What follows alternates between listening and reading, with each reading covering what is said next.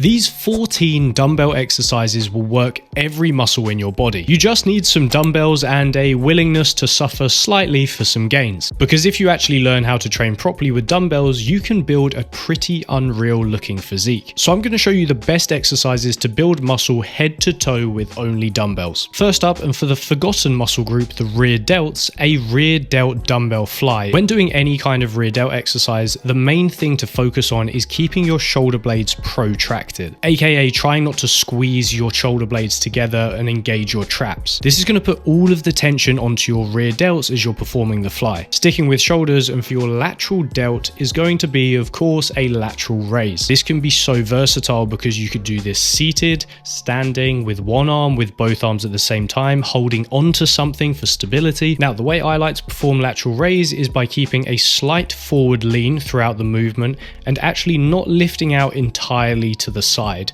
but almost a slight diagonal angle. Similar to the rear delt fly, I'll also try and disengage my traps in the attempt to keep all of the tension on my side delt throughout the entire movement. And the final exercise for your shoulders you can do with dumbbells is an overhead press. Now, we used to think that overhead presses was just to do with the front delt, but actually you get a great side delt stimulus with this as well. The main thing here with an overhead press, you can do it standing or seated.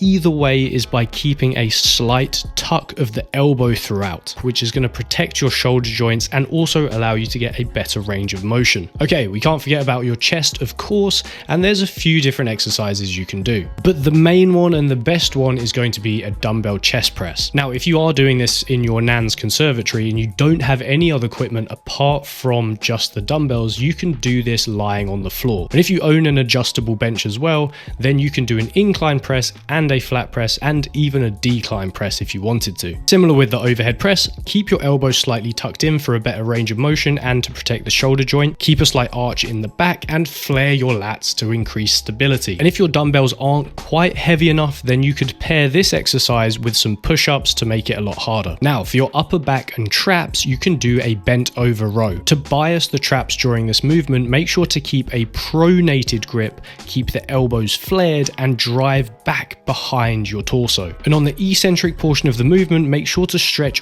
all the way back out, really stretch those trap muscles before pulling back again. And if you want to bias your lats instead of your traps, then all you do is rotate so your grip is now in a hammer grip and you drive back towards your hips. Now, biceps, of course, you could just do any kind of variation of a dumbbell bicep curl, but my preference would be an incline curl if you do have a bench. If you don't have a bench, then just a standing alternate curl or a standing strict curl are great alternatives, so take your pick. And if you want to train your brachialis, the smaller muscle that sits underneath your biceps and also your forearms, then doing just a standard hammer curl is going to be fantastic. Now, triceps can be a little tricky to do with dumbbells. There are a couple of exercises like kickbacks or single arm overhead extensions. However, I don't really rate either of those exercises.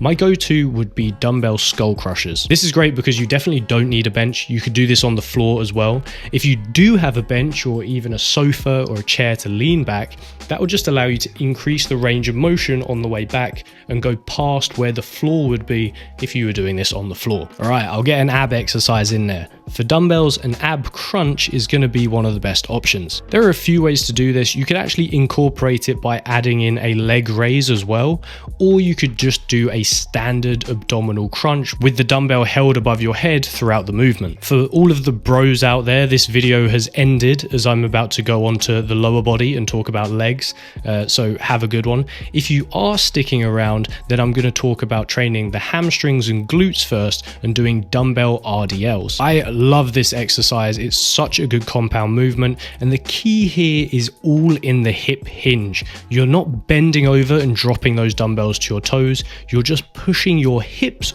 all the way back. It's all in the hip hinge. Don't think about bending over, just your hips going backwards and forwards. For your calves, a simple seated dumbbell calf raise will do. You could also do this standing with the dumbbell by your side and do these raises. Not much to talk about with this exercise. Just make sure you're getting a full contraction and lowering your heels as far down as you can. If you're doing this on the floor, then just make sure you're touching the floor before pushing back up. Now, for your quads and glutes, dumbbell walking lunges may be one of my favorite exercises. If you don't have loads of room to do this, then you can just do this standing and just simply don't move, stay put on the spot.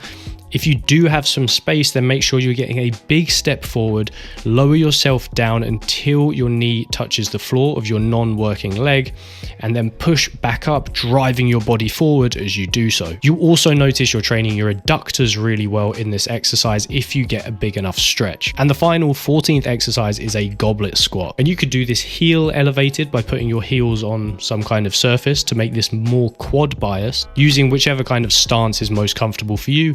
I'd probably recommend like a shoulder width stance. Get as deep as you can, make sure your hamstrings touch your calves before pushing back up. And there you go, you now have 14 exercises to train every single muscle group in the body. And if you want to sprinkle in a few of those exercises here and there into your workout plan, then please feel free. I hope this video helps you guys out, and let me know your best recommendations for dumbbell exercises in the gym. Drop a like on the video, subscribe, and I'll see you in the next one.